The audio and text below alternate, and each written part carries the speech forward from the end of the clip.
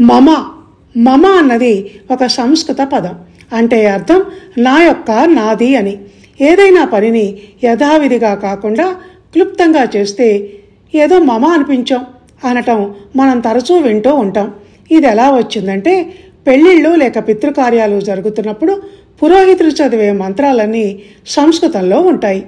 అందులో కొన్ని ఆ కార్యక్రమం చేస్తున్న కర్త అనాల్సినవి ఉంటాయి.